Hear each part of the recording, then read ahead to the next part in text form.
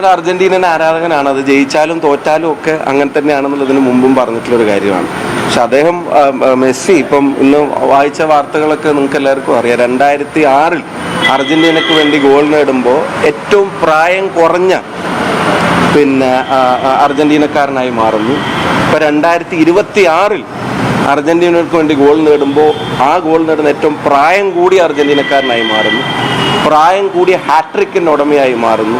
27 വയസ്സുള്ള എംബാപ്പയും അതുപോലത്തെ അതിലും താഴെ വയസ്സുള്ള എർലിംഗ് ഹാലൻഡും ഒക്കെ ഇന്നലെ അവരുണ്ടാക്കിയ ബ്രേസ്, അവരടിച്ച 2 ഗോളുകൾ ഇന്ന് പുലർച്ചെയാകുമ്പോഴത്തേക്കും ഈ 38-കാരൻ ഒരു ഹാട്രിക്കിലൂടെ അതിനോടൊപ്പം നിൽക്കുമ്പോൾ ശരിക്കും undisputed got of world football എന്ന കാര്യത്തിൽ ആർക്കും ഇനി തർക്കം ഉണ്ടാവുമെന്ന് ഞാൻ കരുതുന്നില്ല. പ്രായവും പ്രദേശവും ജോഗ്രഫിക്കൽ കൺഫൈൻമെൻറ്റും ഒന്നും ഇല്ലാതെ വേൾഡ് കപ്പ് ഫുട്ബോൾ ഓരോ ദിവസവും ഓരോ സന്ദേശം ജനങ്ങൾക്ക് നൽകുകയാണ്. അത് എല്ലാവരെയും ഒരുമിപ്പിക്കുന്ന ചില ഘടകങ്ങളുണ്ട്.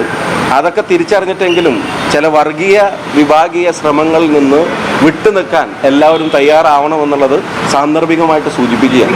നമ്മളെ എല്ലാ അതിരുകളും ഫുട്ബോൾ ഇല്ലാതാക്കണമല്ലോ, എല്ലാ അതിർവരമ്പുകളും ഫുട്ബോൾ ഇല്ലാതാക്കണം. അത് ആ ഭൂലോകം പോലെ ആ ഗ്ലോബിനെ പോലെ നമ്മളെല്ലാവരെയും ഒരുമിപ്പിക്കുന്ന ഒരു ഇൻസിഡൻ്റായിട്ട് ഇത് മാറണ്ടേ, ഫുട്ബോൾ മാറണ്ടേ. അപ്പോൾ അതിൽ രാഷ്ട്രീയത്തിൻ്റെ, ജാതിയുടെയോ മതത്തിൻ്റെയോ കക്ഷി രാഷ്ട്രീയത്തിൻ്റെ ഒന്നിൻ്റെയും വ്യത്യാസമില്ലല്ലോ. അതിന് ഫുട്ബോളിനോടുള്ള ഇഷ്ടമാണ്.